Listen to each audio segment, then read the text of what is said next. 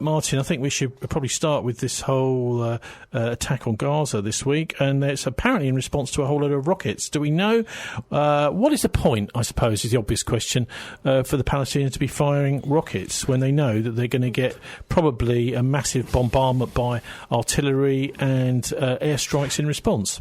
Well, I think that's news management, because in actual fact the Palestinian view is that they came under attack first and they responded. Now, I think that it's always presented as Israel responds to Palestinian attack. Is there actually any point in the Palestinians responding, knowing that probably what will happen will be 10 times more Palestinians... Martin, let me finish my sentence. 10 times more Palestinians will be killed in a response than possibly the Israelis in the first place. Well, you've got to bear in mind that you haven't got unified command in Gaza, so you've got Hamas and you've also got Islamic Jihad, who are actually not under the control of Hamas, and they do stuff that Hamas don't actually agree with. But actually what happens after these confrontations is that ceasefires are often agreed. In actual fact, that it's an ongoing battle, and of course, if there's going to be no peace, then there's going to be war. And if there's going to be war, it can't just be one side doing the shooting. They've been trying to do peaceful demonstrations for months, being shot down by Israeli snipers, and frankly, the decision whether they're going to fight back is a one for the Gazans. Nobody, I mean, there was not much point the Jews in the Warsaw Ghetto rising up against the Germans. They were never going to win. They were all going to be killed, and that's pretty much what happened. But they've got a right to defend themselves, and the people in Gaza have got a similar right. Well, thankfully now the truce is holding. Al Jazeera say Israel is lifting restrictions on Gaza fishing. But at the end of the day, this isn't really an equal balance of power, is it? And when one does talk about a war or a battle, that isn't really the right word to describe what's happening here. It's more of a massacre. Well, it is, because one side has got all the weaponry and the other side's got hardly anything. But you've got to remember that the line that divides Gaza from Israel is not an international border. It's simply where the Israeli army ended up in their various incursions into Palestinian territory. And many of the people inside Gaza used to have farms and houses on the other side of the border. So when they shoot missiles at the Israelis who are in their farms and houses, that's their farms and houses that were taken off them. And there's no rules that say the Israelis can have that. It's just the rule of force. And ultimately, of course, if there's going to be a world war, which there well might be, maybe the state of Israel won't exist at the end of a world war, because it's not just Palestinians who are unhappy with them. They're actually cruising for a bruising, as no doubt we're going to discuss, with various other actors in the Middle East and elsewhere. Well, it's interesting to see that the spokesman for the Israeli government was a chap called Michael Freeman. He actually, I mean, this is one of the things the Israelis managed to do, which I think is actually a kind of propaganda ploy, really, is he's actually a Brit. It sounds like he's brought up and he's English, which I suppose for anyone watching the news would make them think, well, actually he's one of us, he's on our side, etc. He's not got an Israeli accent. It doesn't look like he was brought up there at all. Well, I don't know who this guy is, but as you well know, there are plenty of people of Israeli origin living in Britain, and why not, and so on. It's an international world. But this is the other way round. I mean, let's have a listen to what he had to say on Channel 4 News this week, speaking to Jackie Long. Michael Freeman from the Israeli Embassy in London is with me now. Mr. Freeman, the death toll is rising. I assume you regret the deaths on both sides. Absolutely. The death of any innocent is a terrible tragedy. And Hamas bears full responsibility, along with Islamic Jihad, for this round, where they have launched hundreds of rockets at Israeli civilian populations. I mean, that's an argument that you make, and you make it every time there is an incident like this. The question is always whether the response from the Israelis has been proportionate. And we heard there the Israeli Prime Minister has ordered the military to continue its massive strikes. And that can only mean a rising death toll.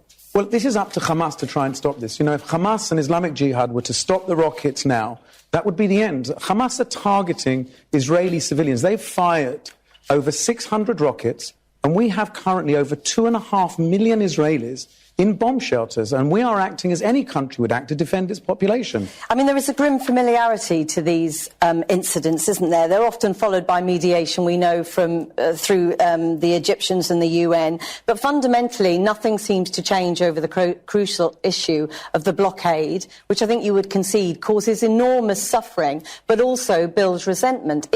Even in self-interest, isn't there an argument for easing the blockade? Well, we need to remember where what you call the blockade came from. In 2005, Israel withdrew from Gaza, withdrew all of our settlers, all of our soldiers, all of our civilians, everybody withdrew. And there was no blockade. Everything was completely open. And what happened was Hamas started firing rockets and started launching attacks at Israel. And in response, like any other country, Israel said, we're not going to allow you to bring in rockets and missiles. You know, every day hundreds of trucks go into Gaza. They bring in food and medicine and everything that the population needs. So the question really is... But that is not true. People are...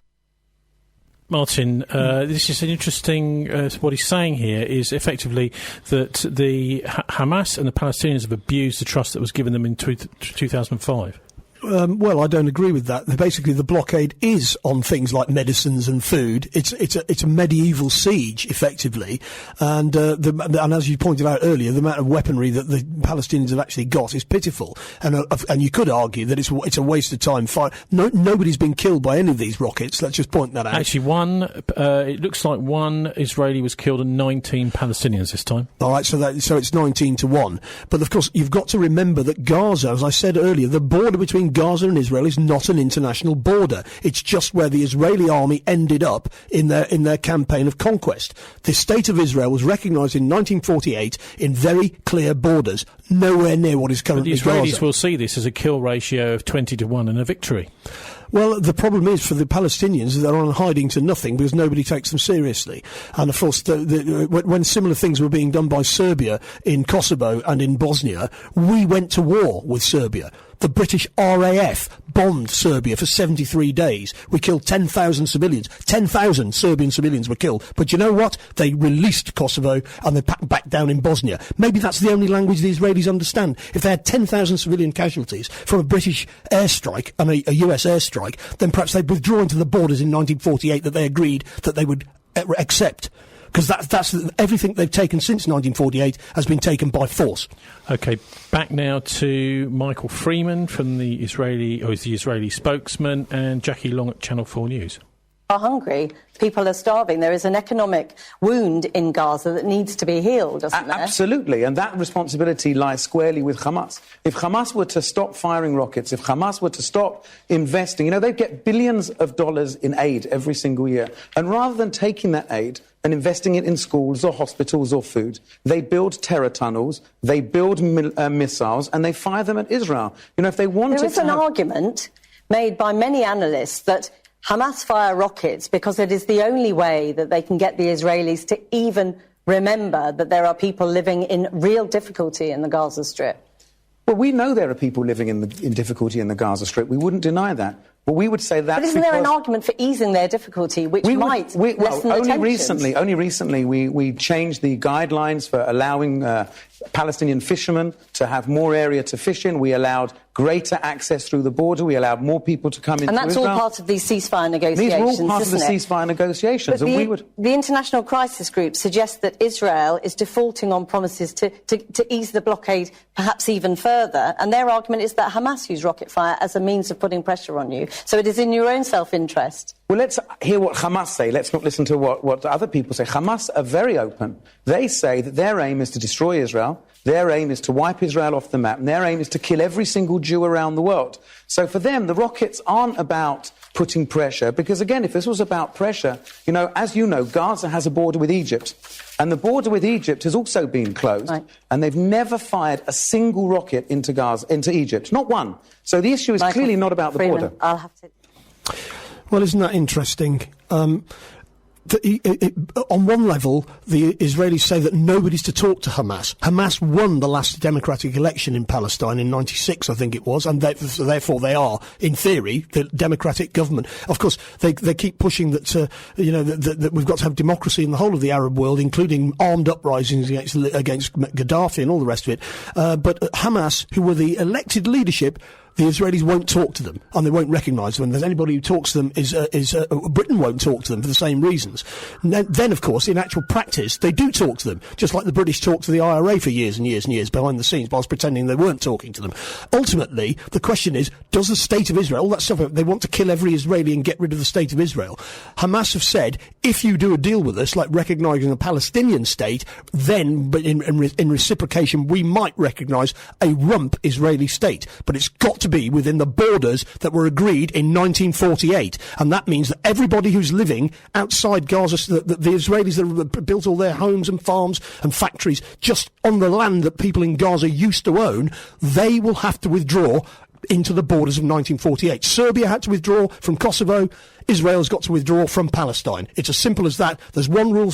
The rules have got to be absolutely the same. And we went to war. I said earlier, we went to war with Serbia and had a 73-day bombing campaign. Never mind a few rockets. We bombed their television station. Do you remember? We knocked the television station out and killed all their weather girls. Martin, it's actually worse than what you just said. Hamas don't want to kill all Israelis. They want to kill all Jews around the world, according to the Israeli government spokesman. Well, that's just rubbish, isn't it? And just shows what bad faith they talk. Jackie Long should really call him out on comments like that, because surely that's not any kind of official Hamas policy. That's just an Israeli version. Well, why hasn't you got a Hamas spokesperson on at the same time as you've got the Israeli spokesperson on? You could ask that as well, couldn't you? Yes. Don't they have an opinion? Shouldn't we hear it? You certainly could. Anyway, where do you think this particular conflict is heading here? Because it's not looking as if the Israelis are going to be, relaxing the controls that they have, the blockade on Gaza anytime soon. Well, it's quite possible. Also serious problems with access to water and things like that. Well, it's quite possible that they're intending a final solution to all of this, because Hassan Nasrallah in Lebanon gave a speech last week where he said, well, we're expecting the Israelis to attack in Lebanon.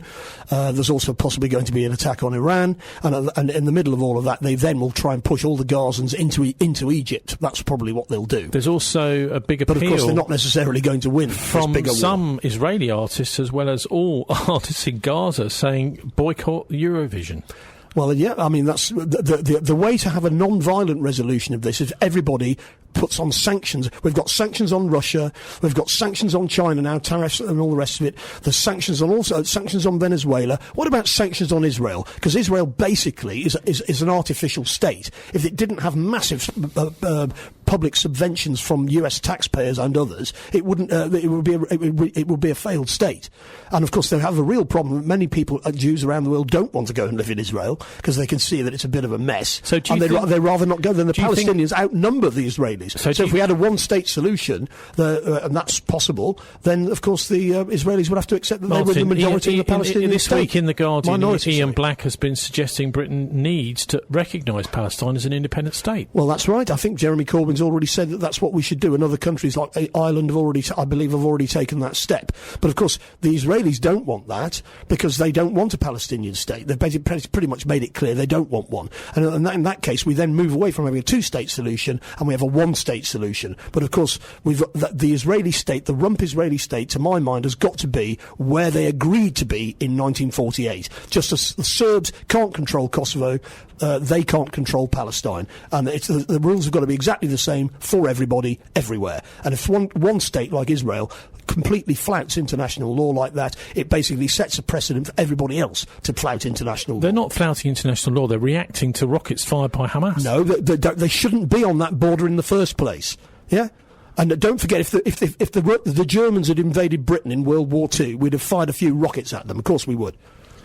Mike Pompeo, US Secretary of State, who's also a Christian Zionist, was in London this week chatting to Jeremy Hunt. And I must admit, I had a tiny little smile across my face as I heard Jeremy Hunt, because he sounds incredibly nervous, as if he might actually be a victim of imposter syndrome, being a little bit out of his depth. But anyway, here he is at the Foreign Office with the US Secretary of State, Mike Pompeo, our very own Jeremy Hunt, Foreign Secretary this week. Today, the Prime Minister and I have had excellent discussions with Secretary Pompeo on a range of global challenges, including China and the situations in Yemen and Iran. Let me focus on two of those. First, Iran. The UK and US work incredibly closely on Iran, including to counter Iran's destabilising activity in the Middle East. Whilst we both agree that Iran must never be able to acquire a nuclear weapon, it's no secret that we have a different approach on how best to achieve that. The UK has continued to support the nuclear deal, which is a key achievement of the global non-proliferation architecture, because we believe it's in our shared security interests. But today's announcement from Tehran about its commitments under the deal is an unwelcome step. I urge Iran not to take further escalatory steps and to stand by its commitments. Sanctions were lifted in exchange for restrictions on Iran's nuclear program. Should Iran cease to observe its nuclear commitments, there would, of course, be consequences. For as long as Iran keeps its commitments, then so too will the United Kingdom. Thank you, Foreign Secretary Hunt. This is my first trip to the United Kingdom as Secretary of State. But Jeremy and I have met many times in many different places in the world, and we talk frequently by phone. You've truly become a great friend, and I know that you're a great partner to our collective desire to keep our two countries safe. It was my privilege to meet with you and with Prime Minister May. President Trump is very much looking forward to his visit here next month and commemorating D-Day with our great allies. It was evident in my conversations both with Jeremy and with Prime Minister May that the special relationship doesn't simply endure. It's thriving, despite what you might read in the papers. And we're ready to meet new challenges and face them together and seize on new opportunities together as well. Brexit has obviously been a hot topic here. I reiterated to the Prime Minister as well as to Foreign Secretary Hunt that it's the United Kingdom's sovereign and democratic choice on how it will proceed, but also that no matter what happens, the United States will continue our strong relationship with both the United Kingdom and the EU. Our great hope is that Brexit can be resolved soon because President Trump is eager to strike a bilateral trade agreement that expands on our number one trade relationship. I've had the privilege as both CIA Director and now as Secretary of State to observe how the UK has been amongst our most reliable partners on a broad range of security issues. We are grateful for your support of our diplomacy and pressure against North Korea, your eagerness to contribute to the strength of the NATO alliance, and your leadership to resolve crises in Syria and in Yemen. The United Kingdom also has contributed mightily to the coalition to defeat ISIS. And as the attacks in Sri Lanka showed, we need to keep up that fight against radical Islamic terrorism. A key part of that fight is that every coalition member must take back terrorist fighters captured on the battlefield. Martin, this is a little bit cheeky of him talking about D-Day and everything, because we know this week we've had the anniversary of VE Day, and this is the end of the Second World War in Europe, which actually the Russians won. 27 million Russians died defeating Hitler. Would you like to have a stab and a guess at how many British died and how many Americans died in the Second World War, soldiers? Less than 1 million. In total, between the two of them, around about each the US and the British military casualties in World War II were both around 400,000 compared to the 27 million Russians. And yet, more people were killed in bombing. That's just soldiers. I was looking. This is soldiers, of course. But I was looking at the BBC's coverage this week, and rather than have any sort of interest in the Russian parades going on in Moscow to celebrate the end of the Great Patriotic War, and their victory, and the 27 million Russian soldiers died. Wasn't for soldiers, 27 million people. They lost millions of soldiers, but that's a lot of. They lost lots of civilian casualties as well. Okay. So yes, okay. I can just double check that. Is the actual number PQR for Russia? The Soviet Union. Okay, sorry. Soviet Union, 8.6 million. That's the soldiers. Yeah. Soldiers died, so anyway, so the point here being that the BBC put out a piece about Stalin and how he's actually not really so popular in Russia, and he shouldn't be popular in Russia now. But actually, of course, Stalin was in charge of that, wasn't he? He was running the whole show over in Russia at the time. Well, I mean, what's going on is, Pompeo is lining Britain up for all of their adventures around the world. He didn't mention Russia there, but the British have been slavishly following the US line on Russia, and in fact, possibly driving a more hostile line than the Americans let me just clear up the the numbers of figures of military casualties. Roughly 400,000 British died in World War II military. Roughly 400,000 American military personnel died, and roughly 10 million Russian military personnel died in World War II. Yeah, well, also, of course, they lost 17 million civilians because they were invaded, unlike Britain or the United States. In fact, in the United States, didn't suffer any civilian casualties at all, to speak of. What about all the other things Mike Pompeo is saying there? Fascinating, talking about, stopping Iran's nuclear ambitions. Well, of course, Israel has, we know, at least 200 nuclear weapons. Indeed. And, of course, the Iranians have... there was a deal. The Iranians basically haven't got nuclear weapons, as far as I can tell, and they don't particularly want them. But they don't want them not to have... Jeremy Hunt's being disingenuous there. The Americans want regime change in Tehran. They're not interested in doing deals with the Iranians. They made that absolutely clear. They're not interested in doing deals about nuclear weapons or anything. They just want regime change. The Obama regime, as revenge for the revolution of 79. If we're allowed to call it the Obama regime, the Obama regime did want to have some sort of a deal. Obviously, Trump and Pompeo have thrown all that out. But actually, Iran is not America's enemy. Surely, it's Israel's enemy. Well, because the Israelis have a stranglehold on US policy, that makes them America's enemy. Does it make it our enemy? That's what I'd say to Jeremy Hunt and Theresa May. The Israelis have made their position absolutely clear, and the Americans are making their position absolutely clear. They want to go to war with Iran this year. I would suggest that that's not the view of the ordinary people of Britain. We don't want a war with Iran, but the Conservative government is going to drag us into one. And if they do, we're going to eat them alive. Or the ordinary people of the United States, either. Well, the ordinary people of the United States are far more bamboozled by propaganda than we are. Most of them probably don't want a war, but many of them are rather ignorant. And, of course, the wars with the United States always happen somewhere else. Iran's much closer to us than that, and Iraq is much closer to us than the United States. There's the Atlantic Ocean in the way that prevents them from getting the blowback. But we're getting the blowback from all our previous interventions now, aren't we? Jeremy Hunt there talked about Iran doing escalating tensions over the JCPOA. Surely this isn't really Iran. This is a reaction to the Americans and Trump pulling out of the nuclear agreement. Yes, I mean, basically they're acting like complete bullies. I don't think the Iranians are very sensible to say, well, if nobody's going to, we're going to restart our nuclear program, because they don't need a nuclear program. What they've said is, okay, let's just be absolutely clear. We will hear a bit more about this in a minute, what they're actually going to do, which is what they've said is, if you allow the US to bully and bamboozle you into having EU sanctions on Iran, we will just have to tear the agreement up. Well, yes, if there's no agreement, there's no agreement. We haven't torn the agreement up with you. We've torn it up with the Americans have torn it up with us. So that if you don't stand up to the Americans and continue normal trade relations with Iran, we won't tear it up. Well, in that case, there's no deal. Then they're under no obligation. Oh, don't forget the Iranians have signed the non-proliferation treaty. Why is who hasn't signed it? The Israelis. Why are the EU not standing up to the Americans and saying, well, we will deal with Iran if we want to? They've basically said that, but the Americans have said, no, if you do that, we are going to put sanctions on your companies. The companies have basically turned back to the governments and said, we do quite a lot of business in America, we can't afford to annoy them. So in other words, the Americans, the great free marketeers, are saying you can't do business with Iran, you can't do business with China, and if anybody, the Chinese, of course, buy a lot of their oil from Iran, and they're being told that they can't buy Iranian oil, otherwise there'll be further sanctions, blah and blah. Now, in actual fact, the Americans are basically behaving like complete bullies on the world stage.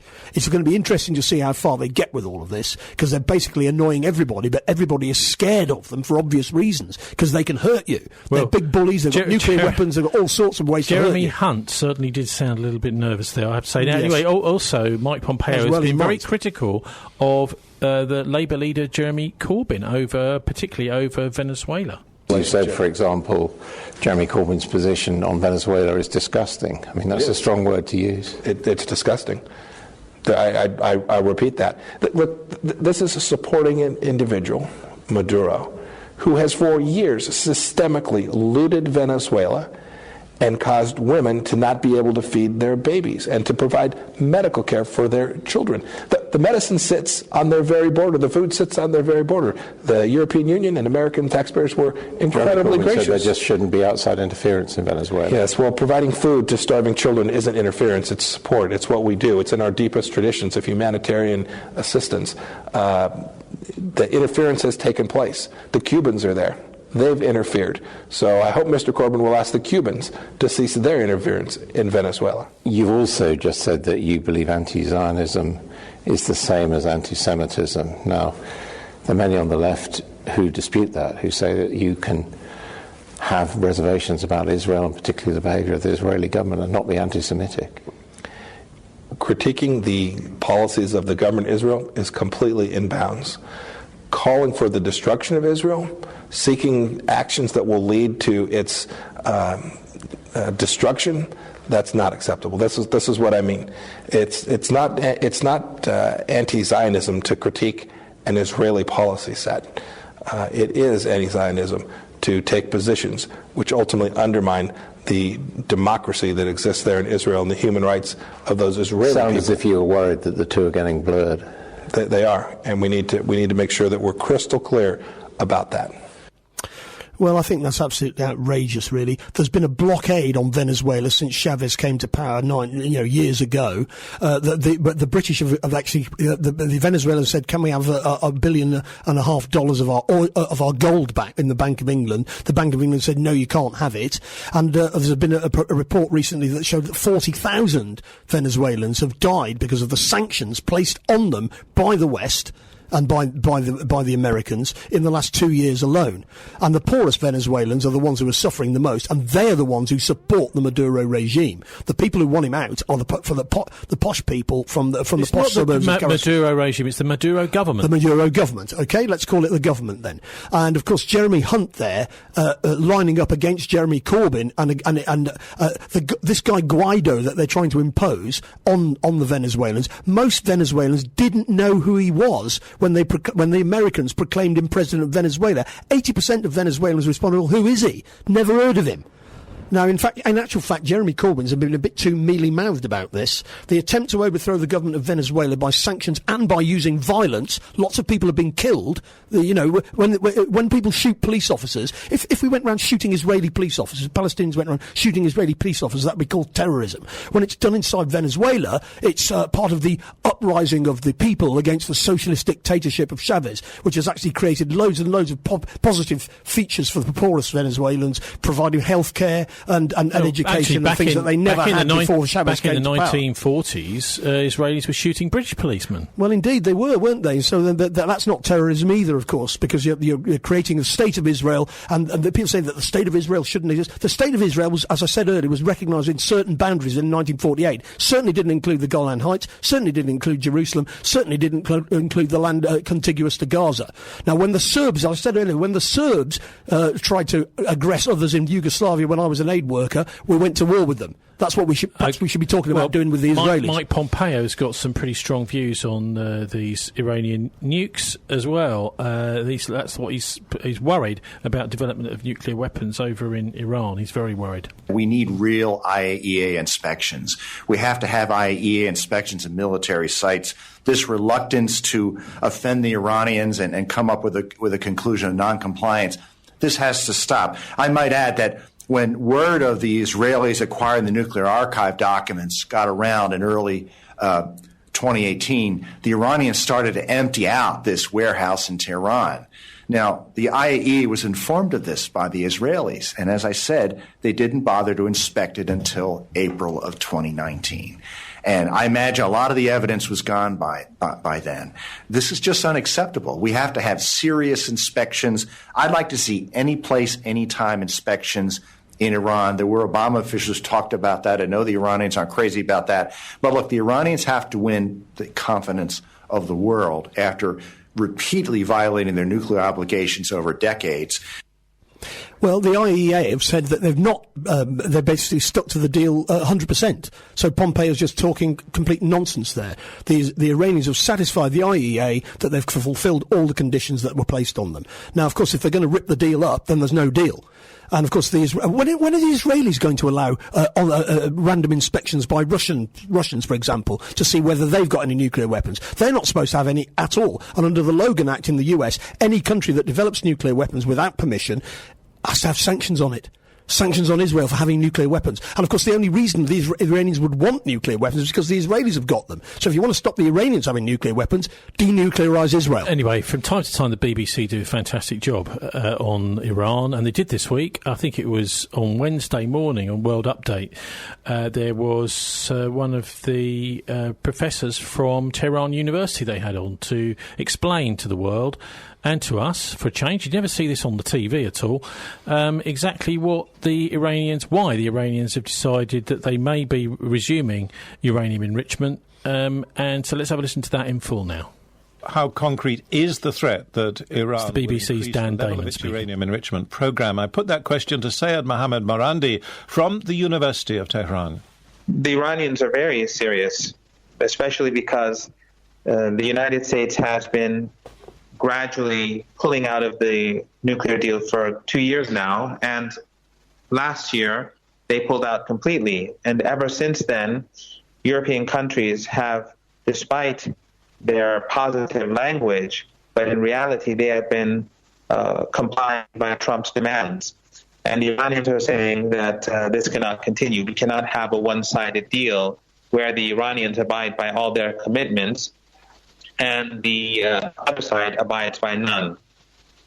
The problem is the Europeans are in a bind because the global banking system on which they and everyone relies is controlled through the United States, and so any transaction that any European country wants to do is blocked if they do deals with Iran.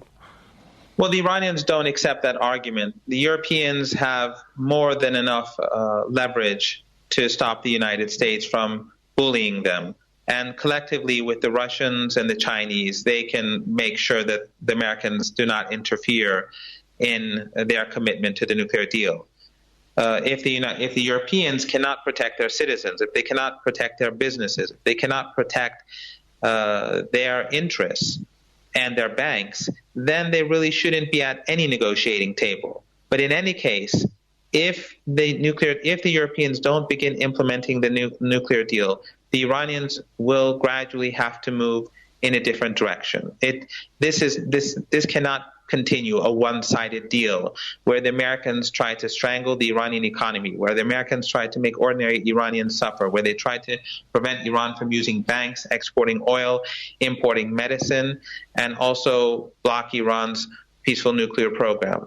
This simply cannot continue. So it's for the Europeans to decide if they're going to be a part of the solution or if they're going to be a part of the problem. And how concerned is the Iranian government that the rhetoric from the United States and indeed the deployment of a carrier strike group, including B-52 bombers, suggests that there is at least part of the U.S. administration that would like to attack Iran or at least severely restrict their operations around the Middle East? I mean, let me be blunt. Iran does not want war. But if the Americans know quite well that if there is war, the closure of the Strait of Hormuz will be a sideshow. All oil and gas installations in the Persian Gulf will be destroyed. The Americans will be driven out of Iraq and Afghanistan. This will have implications that are beyond anything that I'd like to think about. It would it would create a global economic catastrophe, a severe global depression, and the Americans will be to blame. So I think the Iranians are calculating that sane people in the U.S. government, in the military, and in the CIA will be able to contain the likes of Bolton and Pompeo. But at the end of the day, it's up to the United States. The Iranians do not want conflict, but the Persian Gulf region is not a region where the Americans can keep the oil flowing and bomb Iran at the same time. It will just not happen. But the U.S. says that it's Iran's actions in Yemen, stirring up trouble with Hezbollah in Lebanon against Israel. Even the recent rocket attacks by Hamas are laid by some Americans at the feet of the Iranians, and then stirring up trouble in Baghdad or increasing their influence in Iraq. That is the reason for the ratcheting up of the tension, isn't it? Iraq has a democratically elected government that wants very good relations with Iran. That's you can't blame Iran for that. In Syria, it's now well documented the support that the United States and Saudi Arabia, among others, gave to Al-Qaeda and ISIS. The U.S. Defense Intelligence Agency document of 2012, among many other documents, it's quite clear that these countries were supporting extremists, and if it wasn't for Iran, we would have black flags flying over Damascus and Baghdad today. In Yemen, it's the U.S. that's carrying out starvation with the Saudis. And in Gaza, the people are under siege for years. I don't think that the United States can blame Iran for the crimes that it is committing in this region. Said Mohammed Marandi from the University of Tehran. Well, isn't that a bit of fresh air to hear the Iranian point of view being put? And how ridiculous to hear Jeremy Hunt basically going along with all of this nonsense from Pompeo. Basically, there's a real danger that there's going to be a Middle East war because of the intransigence of the Israelis and the Americans, and Britain is implicated in basically empowering these bullies. The US carrier strike group is now within 2,000 kilometres of Iran. We hear today, Martin, it's just been gone through this CENTCOM carrier group has just gone through the Suez Canal. Yes, and the Egyptians have allowed them through. I suppose they've got to allow them through, but then, of course, they're then responsible for the consequences. And they're going to get into the Persian Gulf. I think the idea of sending an aircraft carrier into the Persian Gulf is absolutely bonkers. They should have sent, I was thinking about this when I read this the other day, they should have sent it the other way round to come through the Indian Ocean so that they can fly attacks on Iran from the Indian Ocean, Diego Garcia, somewhere like that. Basically an aircraft carrier in the Persian Gulf is just going to get sunk in the first 10 minutes of the battle, and everybody on it is going to be drowned. So this is something called the USS Abraham Lincoln-led strike group. There's also deploying 52 strategic bombers. Oh, sorry, no, B-52. And they've been sent to Qatar, bombers, which is very interesting because the Qataris do not want a war with Iran. The Iranians and the Qataris actually made up when the Saudis were blockading Qatar, and therefore they're having these. They don't want these bombers there, and of course that could lead to a situation where they're attacked on the ground. The US ambassador to Russia, John Huntsman, has called the deployment a 100,000-ton message to Russia. To Russia? Well, I'll tell you what's going to happen if there's a war in the Middle East, in the Persian Gulf. The Russians are going to stand back and watch the Iranians basically destroy the US. They haven't got they've got no military sense at all. You attack a country like Iran, the Persian Gulf is a death trap. It's an absolute death trap. All military personnel, including British military personnel, are going to be in this base in Bahrain. They're never going to come out of there alive. They're all going to die. There's a whole load of, I suppose, headlines around this as well. Top US officials, Martin, are meeting on a possible attack on Iran today. US officials continue to falsely accuse Iran of planning an attack. And Iran is calling for strengthening the nuclear deal. The EU is rejecting their ultimatum. The US commander says he could send the carrier into the Strait of Hormuz. And what will happen to it? It'll get sunk. It'll just get sunk. They'll fire missiles at it from the land. They're not going to fight an air-sea battle with them. They're just going to sink their aircraft carrier with everybody on board. In the meantime, Putin has been doing something quite interesting. I see this week, and this has happened very quickly, just over the last 2 months or so, and I do wonder actually whether the Russians play quite a clever PR game. This is about the Russia creating its own internet, and it seems to me that these things get developed, then get announced, and very quickly actually they are ready and rolled out and ready to happen, rather than the years and years it seems to take our leaders to actually get anything to happen. So we heard back, I think it's in February, Russia must build its own internet in case of foreign disruption from Putin. And this week they've announced it's ready to go. They've got their own internet. So that, in other words, that the various indexes which are used to control whereabouts whether you can find websites or not on the internet, which are controlled by the US at the moment, are now that Russia's got their own version of this.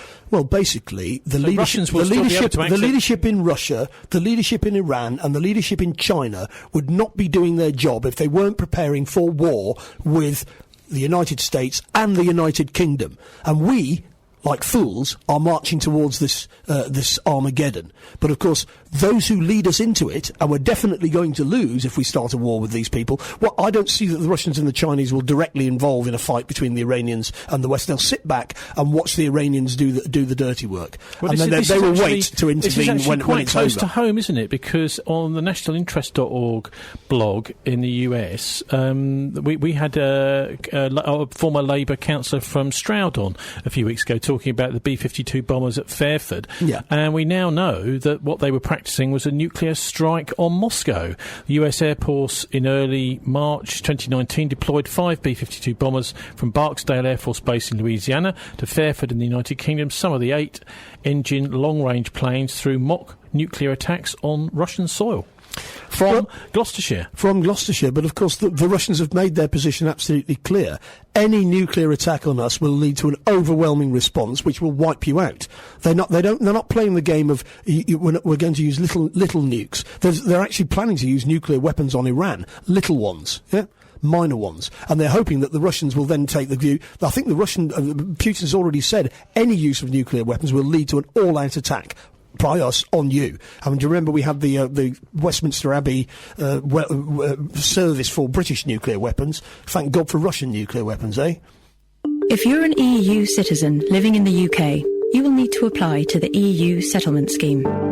The scheme is fully open, and you have plenty of time to apply.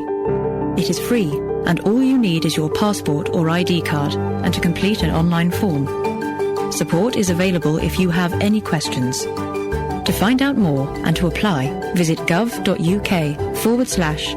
Settlement Scheme. Irish citizens or those with valid indefinite leave don't need to apply. Now, you talked about the breath of fresh air from Tehran University. Also, Martin, Mohammad Javad Zarif, he's the Iranian foreign minister, speaks superb English, but we never hear anything from him either, do we? But I presume we are now. To my knowledge, and I've dealt with the UN for the last 40 years, this is the first time that this is happening at the UN. That a permanent member of the Security Council is openly calling on other countries to violate a Security Council resolution and threatening them with punishment if they didn't. So I think it's not for Iran to make that decision. It's for the rest of the international community to make a decision whether they want to allow this to happen or whether they want to stop somewhere. Now, we know that the United States is a big economic power. We know that the United States is a huge market. We know that nobody wants to lose the U.S. market. But the American government should understand that people are doing this out of desperation because they have no other choice. This is coercion, pure and simple. Do we want to build international relations on coercion? Do you think it's sustainable? These are important questions for anybody who's interested in long-term peace and stability in the world to ask if coercion is sustainable. As a diplomat who has devoted my life, and I know that you have too, we cannot accept that coercion is sustainable. We cannot accept that coercion should be the rule of the game. We're not idealists. We know that power play is a fact of life in international relations. But power has to be moderated by some sort of rules. Otherwise, we'll be living in a jungle. I do not want to repeat and bring you back to history. We had an empire ruling the world for much longer than the US has ever existed. And it ends. Empires end. We need to know whether we want to establish a modus operandi that would last longer than our empire. So that was the Iranian Foreign Minister, Mohammad Javad Zarif, Martin, really talking about what we were talking about earlier, which is the bullying and coercion going on right now by the US. Well, Pompeo, when he'd been to Britain, or before he went to Britain, he went to Iraq and said, you've got to stop buying Iranian oil. And they politely told him to get lost. Because, of course, they're Shia. They're a Shia government, Arab Shia, and they are basically quite friendly with the Iranians. This is all a little bit similar, though, isn't it, to their neighbours? The run-up to the illegal invasion of Iraq with the weapons of mass destruction, with Mike Pompeo calling for inspections of Iran, also I mean, it's just there's so much, it seems, that this is... I mean, also he, as a foreign minister, is a little bit like Iraq's Tariq Aziz, I think he was, who we're hearing very reasonable, sensible and very good English, but we're not actually hearing it anywhere on our mass media here. No, but I think the Iranians are even in a stronger position because Iran's a much bigger country than Iraq with more people, and they do have a democratic system, unlike our allies in Saudi Arabia, who are raping Yemen as we speak and killing thousands with British missiles and British military personnel involved. Now, what I would say to British military personnel who are involved in any of this, you are a military personnel, and if we go to war, you're a legitimate target. And if I was an Iranian Revolutionary Guard or a Houthi volunteer, I would be definitely trying to kill you, and I'd be within my rights to do so. Talking about light at the end of the tunnel, because this is a bit grim, talking about this potential Third World War the US State Department seems to be trying to cook up along with the Israelis over in the Straits of Hormuz in the Persian Gulf, is the fact that Trump, Martin, today has been blaming John Bolton. He's saying that the quagmire that's been created in Venezuela is your fault, Bolton. Of course, they never blame themselves, do they? Well, what's happened is Bolton promised Trump that he'd got the Venezuelan army on side and soon there was going to be a coup. But what it seems has happened is the Venezuelan generals picked up the phones they were being approached by the Americans. They went, yes, we're going to change sides. Yes, of course we are. And then when they phoned them up on the morning that they were going to change sides, all their phones were switched off. Because in fact, they didn't change sides. They were just playing a game. And, of course, the Venezuelan army is not going to change sides, and if they invade Venezuela, that's going to be like Iraq. They'll get in fine, but then the Venezuelan army are preparing for a guerrilla war on the ground inside Venezuela if the Americans also, are some good news, Chelsea Manning's been released from jail, just as Julian Assange has been locked up, bizarrely. Has she been released? Yeah. Oh, well, that was news to me. I thought they were putting loads of pressure on her to try and put pressure on Assange, but that's a bit of good news if she has been released. And also we were here now we heard from Daniela Ganser last week, the Swiss academic from Basel University and historian, written a lot about secret warfare and secret armies. And in the second part, we're going to listen now to his thoughts about reform of the United Nations and why it's not working right now. And I think as a human family today, we should think of whether we want World War III or whether we don't want it. Everybody has to decide for himself, because the future is nothing which is now fixed or which, is determined. This is something which depends on all of us, and it depends on what we want. And from many, many conversations that I had with many, many people in many, many countries, I can tell you as a fact that most people want peace. They don't want war. So it's something like we should be able to do it if many, many people want it. I'm saying 90%, okay? I'm saying 90% of global population in all countries across all classes want peace. Because they don't want to see their kids shot. They don't want to walk on a landmine. They don't want to live in a house which is being bombed. Okay, they just don't want it. So we have an really overwhelming will for peace. At the same time, we see that United Nations don't really work. And what can we do right now? I think the best that we can do is to have a strong Secretary General. That'd be something very good. Kofi Annan, for instance, was a rather strong Secretary General. Ban Ki-moon was not very strong. And if I think back to Kofi Annan, he came up on television and said that the war against Iraq was illegal.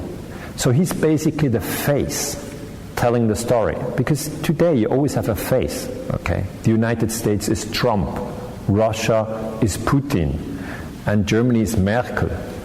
Obviously that's not true. I mean, not everybody in Germany looks like Merkel, and not everybody in the US agrees with Trump, or not everybody in Russia agrees with Putin. So, this is a very strong simplification that we do in international politics. But the UN is the General Secretary.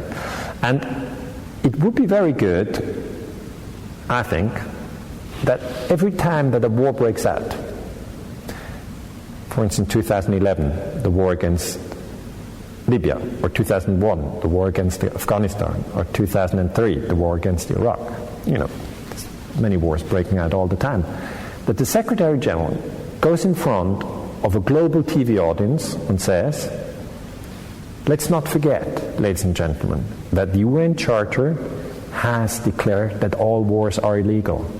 And so is this war.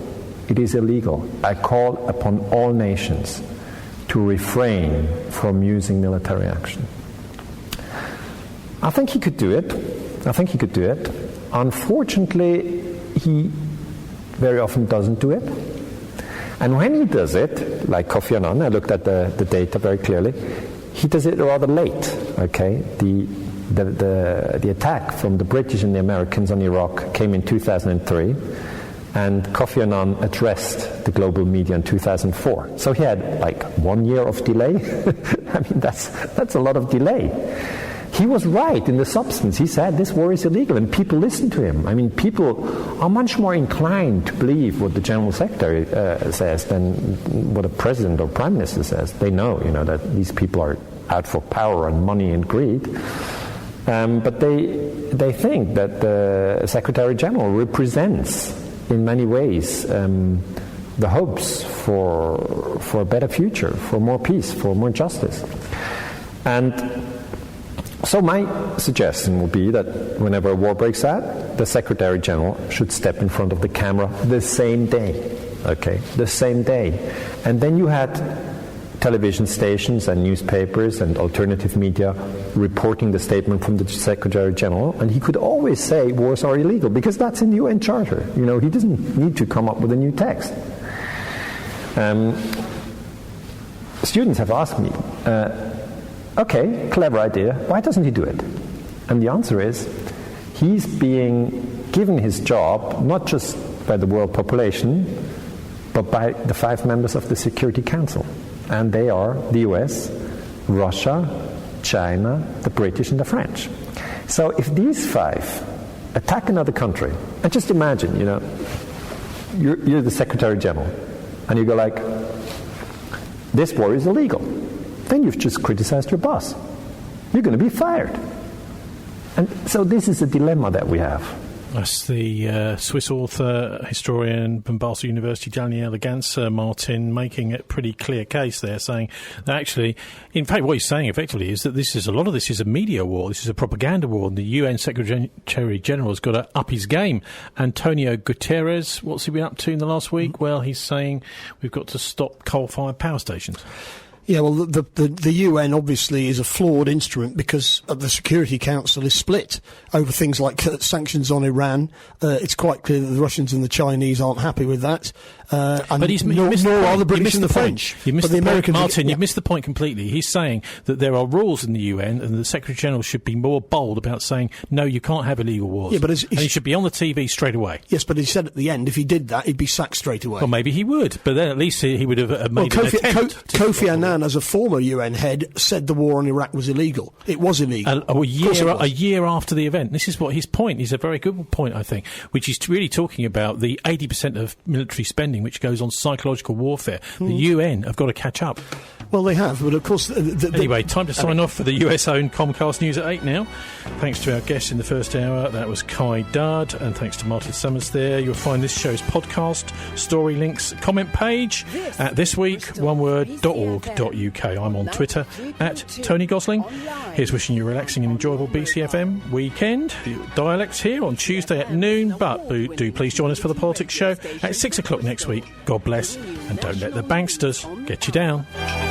Live from the Sky News Centre.